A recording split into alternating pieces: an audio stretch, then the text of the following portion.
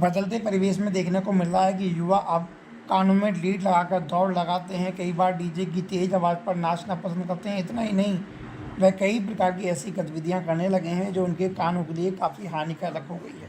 ऐसे में जिस तरीके से अलका याग्निक की सुनने की क्षमता चली गई है, इसी तरह की समस्याएं और लोगों के सामने भी हो सकती हैं।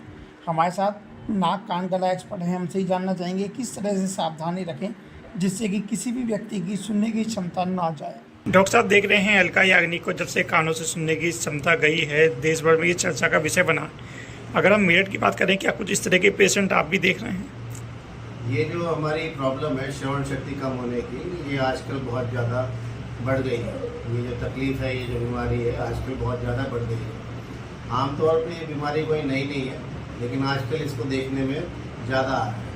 इसके मुख्य रूप से दो तरीक़ों से ये बीमारी पाई जाती है। एक तो होता है जैसे अलका याग्निक जी का केस था कि सुनाई देने में एकदम से कमी हो जाना, इसको sudden severe sensory neural hearing loss कहते हैं। कि श्रवण शक्ति एकदम से आप रात में सो के उठोगे, सुबह देखोगे कि एकदम कान से सुनाई नहीं देगा। आमतौर पे ये एक कान में ज़्यादा होती है, क्योंकि दूसरा कान पहले कान को जिसकी श्रवण शक्ति खत्म हो गई है उसके फंक्शन को टेक ओवर कर लेता है, इसलिए कई बार हमें पता नहीं चलता।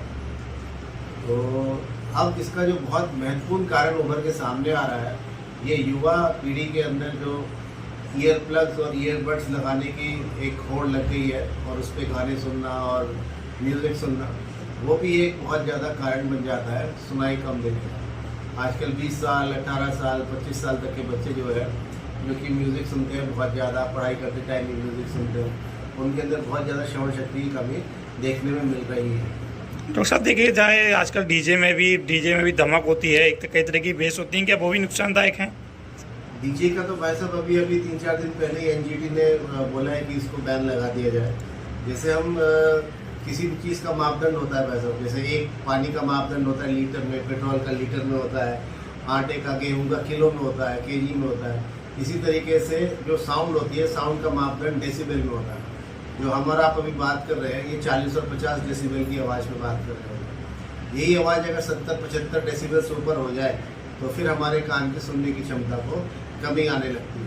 तो कान की श्रवण शक्ति जैसे ही हम आवाज़ तेज करते हैं तो उससे एकदम कम हो जाती है। कोई व्यक्ति अगर 120 डेसिबल यानी कि जो गोली की आवाज़ होती है तेज, अगर वो आवाज़ आपके कान के पास हो जाए तो ये आपके कान की शक्ति को, श्रवण शक्ति को एकदम खत्म कर सकती है।